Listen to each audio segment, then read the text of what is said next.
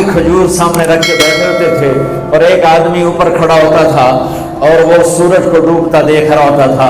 جو ہی سورج ڈوبتا وہ کہتا یا رسول اللہ غربت ڈوبا، آپ فوراً کھجور منہ میں رکھتے تھے۔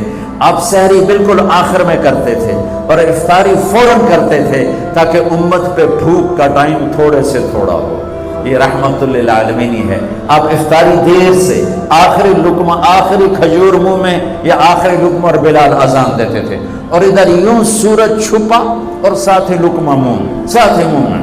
ہم 2-2.5 منٹ لیٹ کرتے ہیں کہ احتیاط احتیاط، چلو ٹھیک ہے، لیکن میں اپنے نبی کا بتا رہا ہوں کہ فوراً ڈوبتے ہی منہ میں کھجور یا پانی یا دودھ کی لسی، اس سے آپ افطار فرماتے تھے۔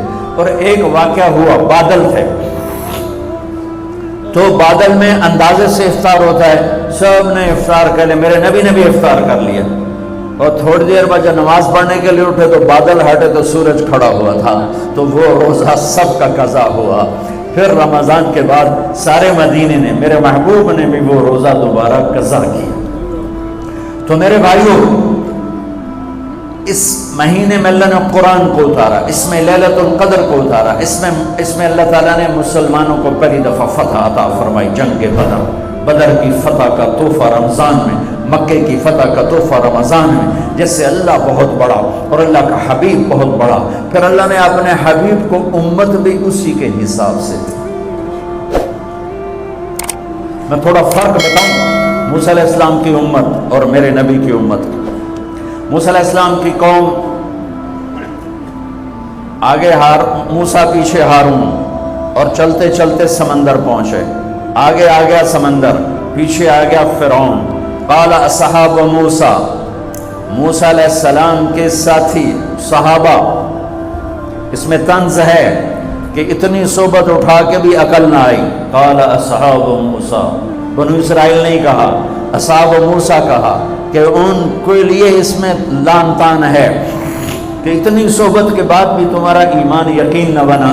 کہنے لگے انا لمدرکون، موسیٰ تو نے ہمیں مروا دیا، پکڑوا دیا، اب آگے سمندر ہے، پیچھے فرعون ہے، ان کتنے جاویے۔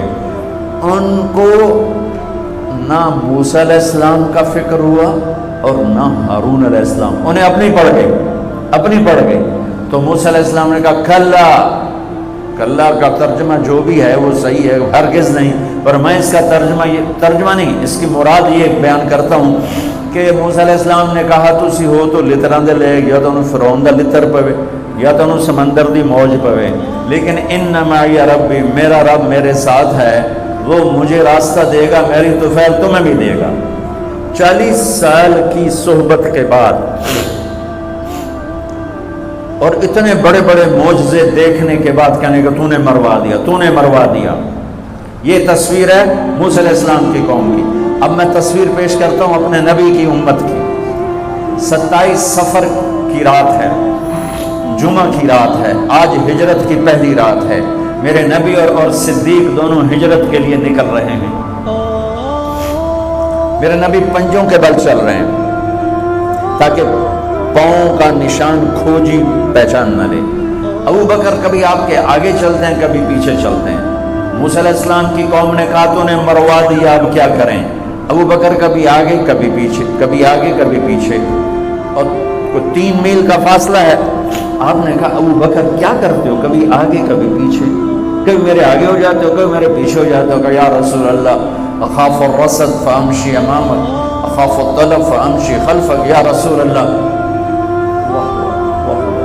جب مجھے یہ خیال آتا ہے کہ آگے کوئی دشمن چھپا ہوا حملہ نہ کر دے تو میں آگے ہو جاتا ہوں کہ میرے اوپر وار پڑے، آپ پہ نہ پڑے، اور جب مجھے خیال آتا ہے پیچھے سے کوئی حملہ نہ کر دے تو پھر میں پیچھے ہو جاتا ہوں کہ میرے اوپر وار پڑے، آپ پہ نہ پڑے۔ انا لمدرکون، اور یہ صدیق کا عمل مقابلہ کر کے دیکھو۔ پھر جب غار ثور پہ چڑھنے کا وقت آیا تو آپ کے 4 میل چلنے سے پنجے سارے زخمی ہو گئے، آپ نہیں اوپر چڑھ سکے۔